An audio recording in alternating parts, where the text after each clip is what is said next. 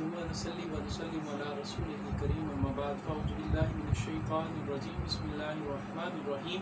अस्सलातु वस्सलामु अलैका या सय्यदी या रसूलल्लाह व अला आलिका व अस्हाबिका या सय्यदी या हबीबल्लाह। हाज़रीन और सामीन अस्सलामु अलैकुम व रहमतुल्लाहि व बरकातुहू। उम्मीद करता हूँ कि आप सब खैर-ओ-आफ़ियत से होंगे और दुआ गो अल्लाह रब्बुल इज़्ज़त की बारगाह में कि अल्लाह रब्बुल इज़्ज़त आप सबको, आप सबके माँ बाप को, आप सबके उस्तादा को अल्लाह रब्बुल इज़्ज़त अपने हिफ्ज़ व अमान में रखे और हर किस्म के आफ़ात व बलिया से महफूज फरमाए। सामीन, जैसा कि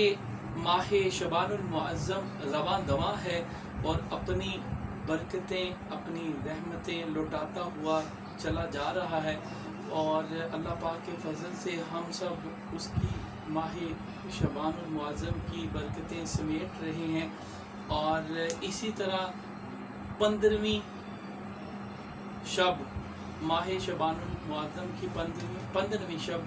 जैसे कि मोस्टली ज़्यादातर लोग जो हैं वो ये कशमकश में अक्सर व बेशतर लोग पूछते भी हैं, तो मैंने सोचा कि आज की वीडियो में मैं इस हवाले से भी थोड़ा सा रहनुमाई करता चलूँ कि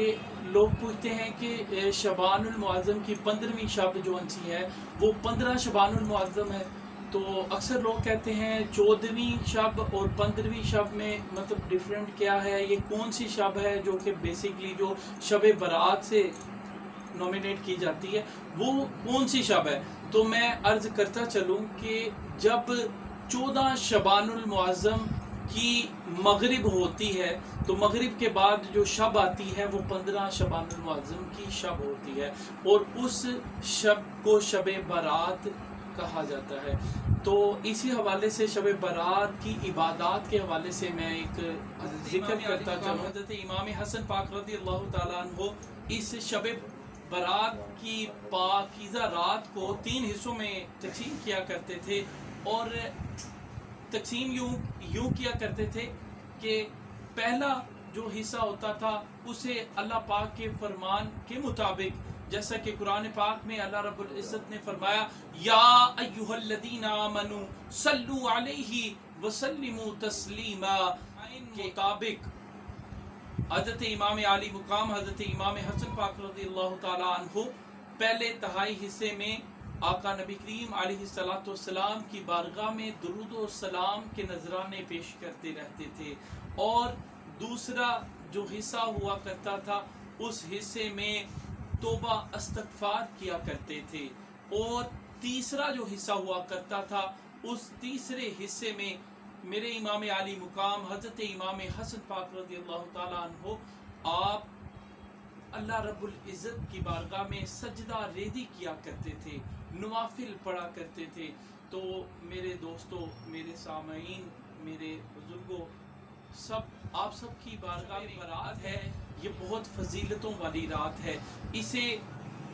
सोकर गुजारने की बजाय अगर हम अल्लाह रब्बुल इज़्ज़त की बारगाह में सजदा रेदी करके आका नबी करीम अलैहिस्सलातु वस्सलाम की बारगाह में दुरूद व सलाम पढ़ते हुए और अपने गुनाहों की तौबा करते हुए अगर हम इस शब को गुजारेंगे तो यकीनन इंशाअल्लाह अज़्ज़ा वजल हमारे लिए बहुत बेहतर साबित होगी। और हज़रत इमाम आली मुकाम हज़रत इमाम हसन पाक रज़ियल्लाहु ताला अन्हु फरमाते हैं कि मेरे बाबा जान हज़रत सैयदना अली अल मुर्तज़ा मुश्किल कुशा शेर खुदा रज़ियल्लाहु ताला अन्हु, आपसे रिवायत है कि आका नबी करीम अलैहिस्सलातु वस्सलाम ने फरमाया कि बेहतर है जिस इंसान को ये शब मुयस्सर आए वो इंसान सो के गुजारने की बजाय वो इस शब से फ़ायदा हासिल करे और इस शब में शब बेदारी के साथ गुजारे और इस शब में अल्लाह रब्बुल इज़्ज़त की बारगाह में तौबा रेज़ी करे और अल्लाह से अपने गुनाहों की मुआफ़ी तलब करे। दुआ गो हूँ अल्लाह रब्बुल इज़्ज़त आपके, मेरे,